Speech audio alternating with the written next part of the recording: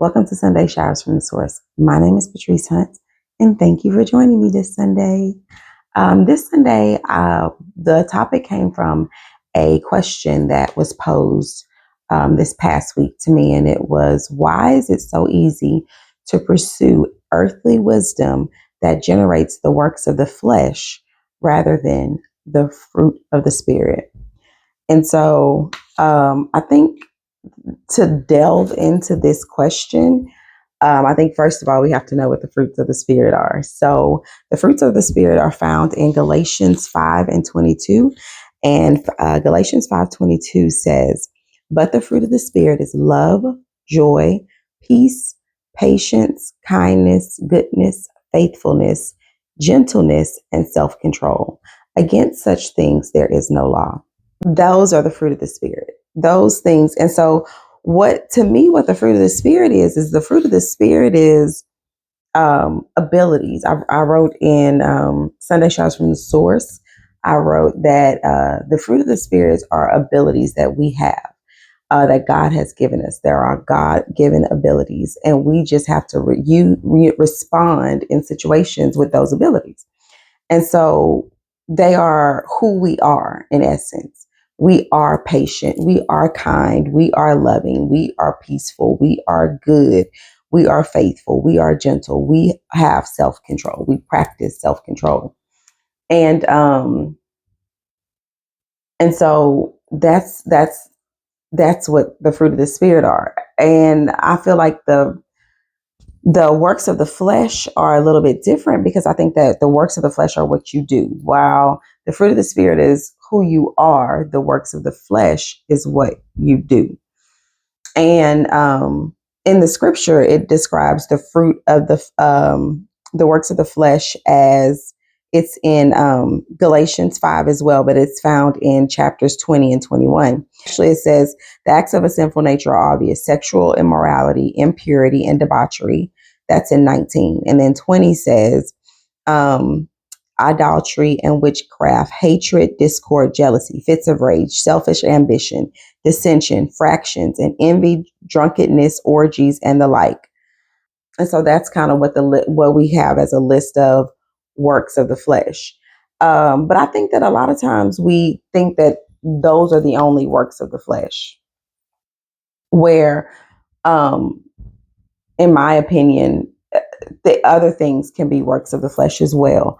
Um, I feel like anything that we do, depending on the motivation behind why we do it, can be a work of the flesh. We can use giving to the poor, working hard, being a good parent. All of those things can be works of the flesh, depending on your motivation behind them. I wrote down, as far as working hard, because none of those things are wrong. But I wrote down, as far as working hard can be on two different spectrums. You can work hard because you are greedy and materialistic, and you want a lot of money, and you have worldly ambitions. Or you can work hard because the word says, if you don't work, you don't eat. And so you have self-control to know that these are my responsibilities, and this is what I need to do to live, to be successful, and to be just not even necessarily successful, to function in this world. I can't expect to live in this world and not do anything and then still be taken, care of. You have to work hard in life, and God doesn't want us to be lazy, so He wants us to work. And but the reason behind that working is important. The next thing I wrote down is like the give to the poor. You can give to the poor because you can either give to the poor because you are kind, and you are good, or you can give to the poor because out of obligation, because you feel like, oh, this is what people do, this is what I'm supposed to do, and so that's why you do it. Or you can give to the poor because you want, oh, well, I can either give to this philanthropic organization, and then I can get a tax break, or like I said, being a good spouse or a good parent. You can do that because you are a loving person, or you can do it because you're showering your loved ones, your wife or your husband or your children with gifts instead of love and affection. So as your way of getting out of being loving towards your spouse or loving towards your children, you're like giving them whatever you feel like they could want or need, and that provision, you providing for them those things that they want, they need, that is what you are setting up as being loving. Or you can be doing it because you have an image that you want to convey. Like you want to look good to other people, and you have this facade that you show to the world. And in order for it to go well, and in order for it to be in line, like with who you want people to see you as, then you have to seem like you treat your spouse this way, seem like you treat your kids that way. So I said all that to say that your motive matters. And so when we are looking at works of the flesh versus fruit of the spirit, a lot of the things that we read in the Bible and we take like adultery, fits of rage, jealousy, hatred, discord, all of those, yes, those are works of the flesh. But there are also works of the flesh that are not innately wrong, where from the outside looking in, it seems like, oh, well, that just seems like they're a nice person. But the reason they're doing all this is for accolades, and they don't have the right heart behind their actions. So when the question is posed, why is it easier to pursue earthly wisdom that generates the work of the flesh rather than the fruit of the spirit? I think it's because it's easier to do than it is to be. Because to be requires change. If I am going to now function in a way where I am loving, peaceful, joyous, patient, kind, good, faithful, gentle, and self control, then there is something within me that has to change. Now, I think that the thing about it that makes it so easy is that the only thing we have to change is the road we're on. We have to stop pursuing our own selfish ambitions and stop pursuing our own way, and then just now instead pursue God. Because it says in his word, seek ye first the kingdom of God, and all this other and all his righteousness, and everything will be added unto you. And so what that tells me is that if I seek God first, anything that I need to possess, anything that I want or that I should want is going to be given to me by God if all I'm doing is seeking him. If that's what my true motive is to seek him. So if my true motive is to seek him, then when the time comes, as I'm seeking him, he is going to place in me the fruits of the spirit. There's this saying, you can tell a tree by the fruit that it bears. And in Matthew 7:16, it says, you will know them by their fruit.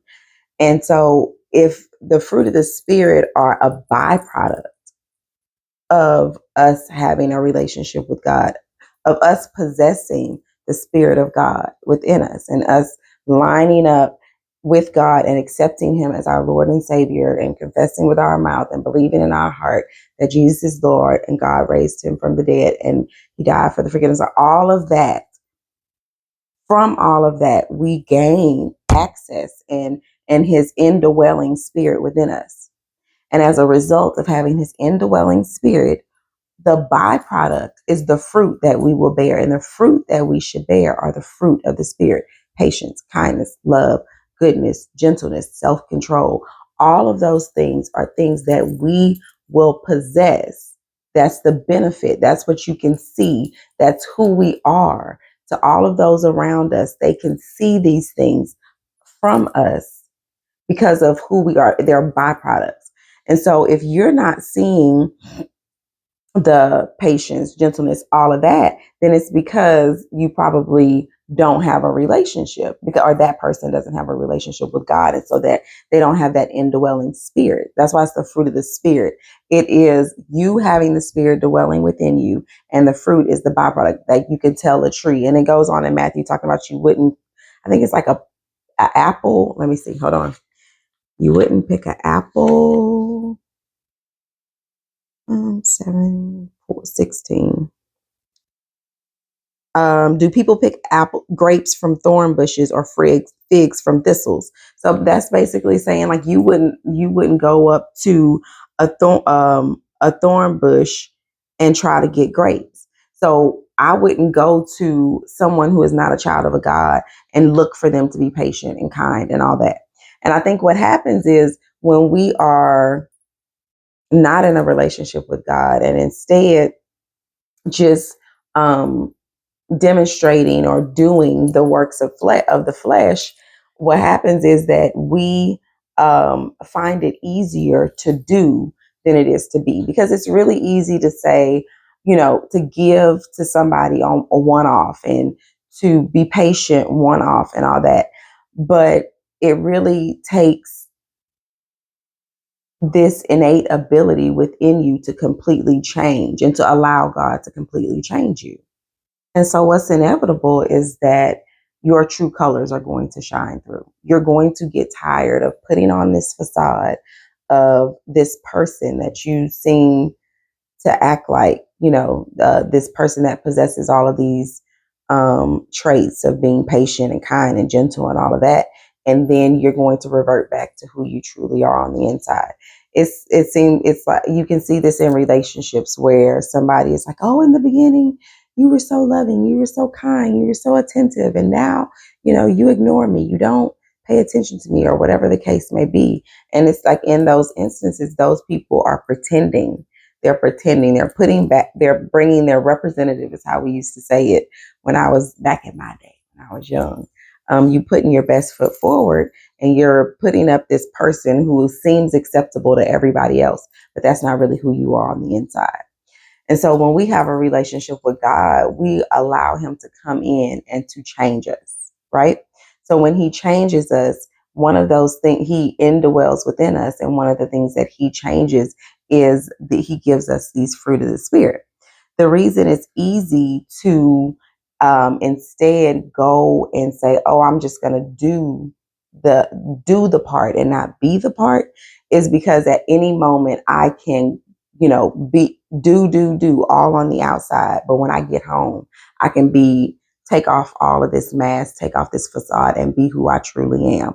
I don't have to be patient. I don't have to be kind. And it's with the flip of the switch that I can change my mind and do it in certain situations and not do it in others.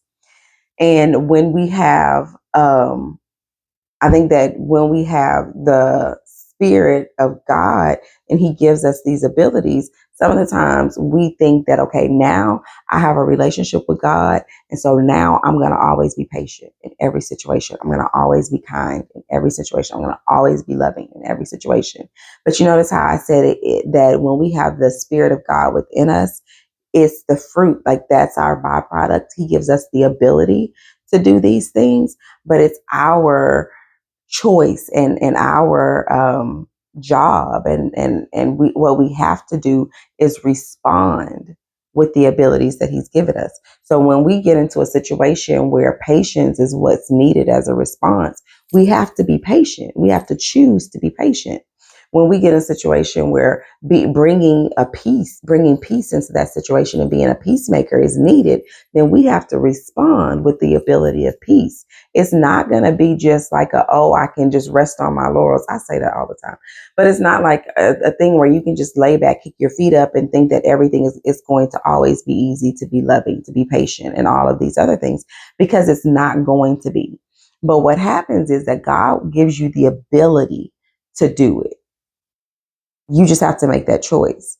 And I think looking at it that way, um, it doesn't make it easier off the rip. Like, it's not like I immediately am patient in situations. I immediately am loving. I'm sorry, my throat is super dry. It's not like I am immediately um, loving in every situation. Sorry.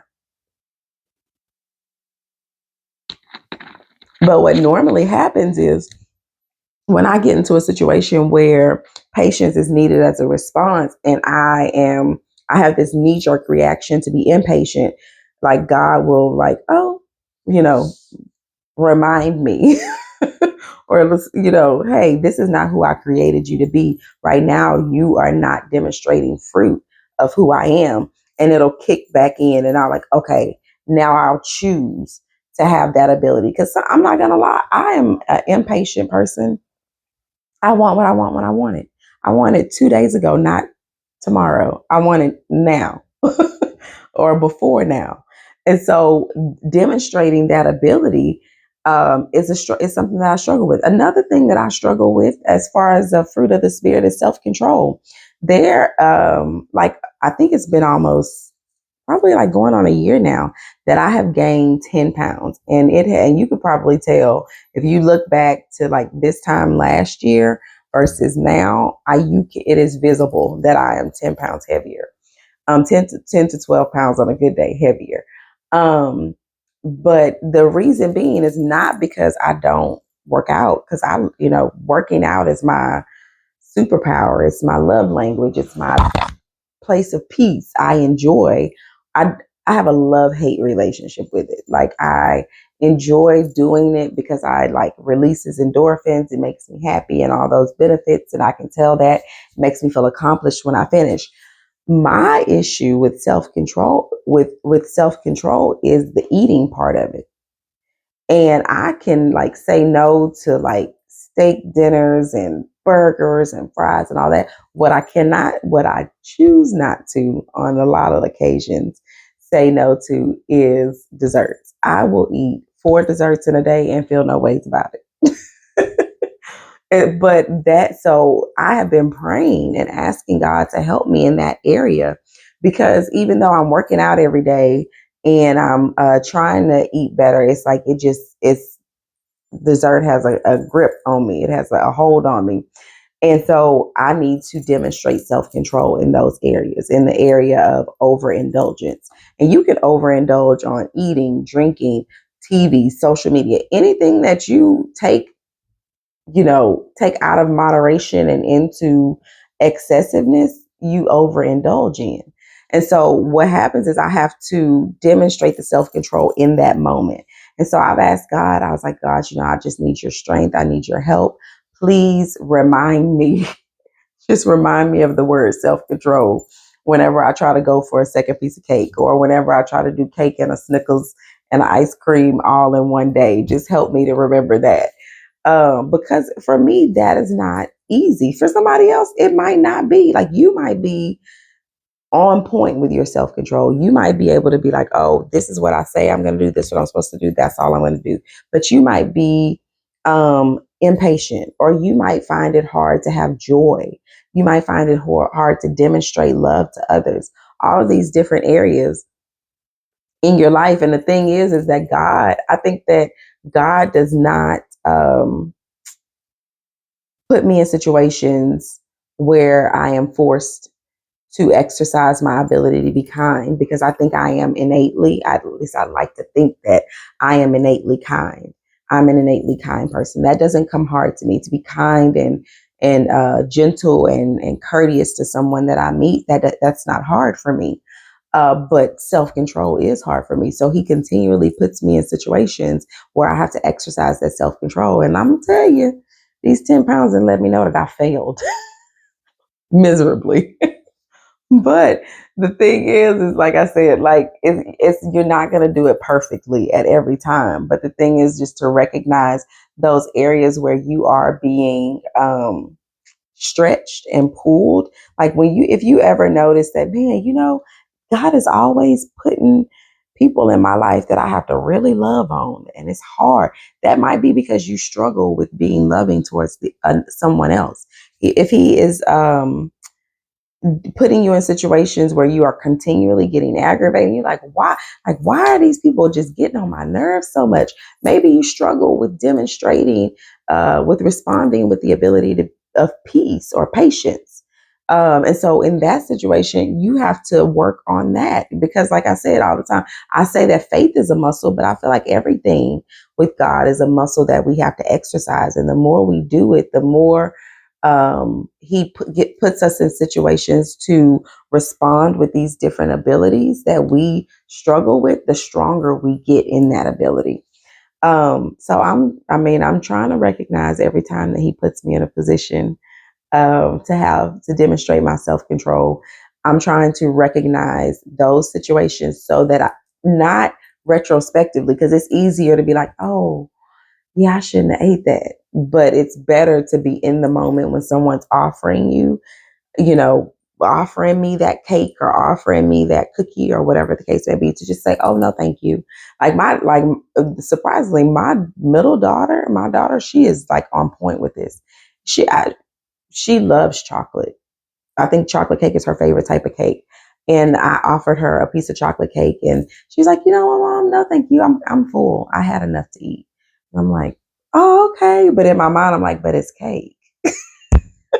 It's chocolate cake. But we make room. We find a part of our stomach and we just stuff it in there.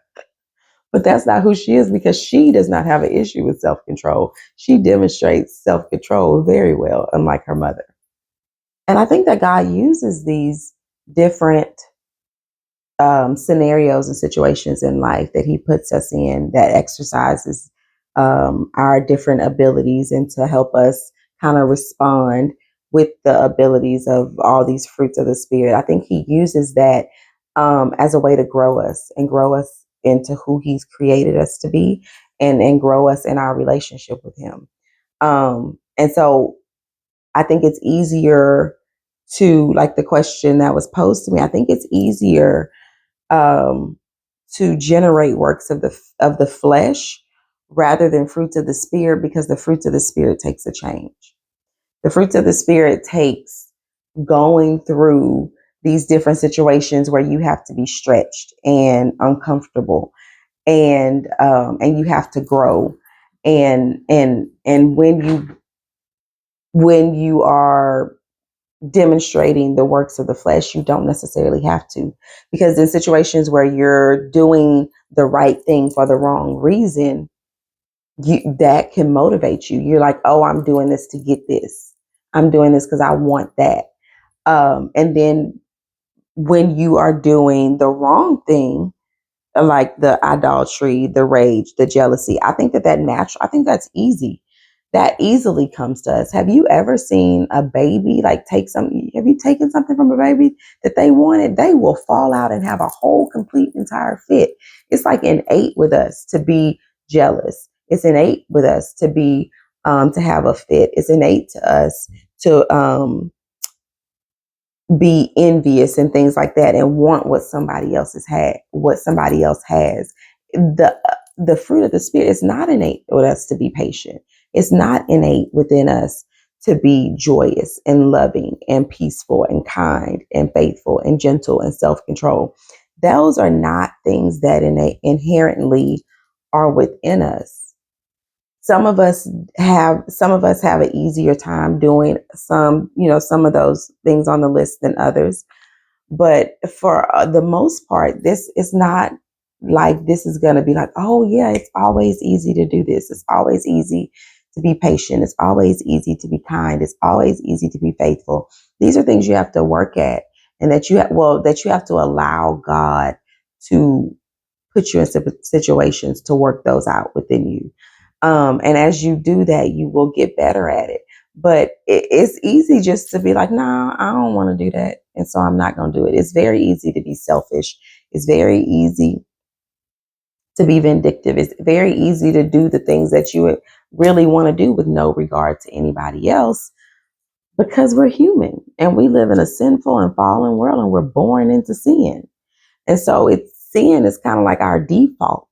But once we accept God and we allow His Spirit to indwell within us, then that changes us from the inside out. And so now, once we got to have that Spirit in us, then now we have these abilities to possess the fruits of the Spirit. And once we are patient, once we are kind, once we are all of those fruits of the Spirit, then we have to start working on cultivating those things in our life.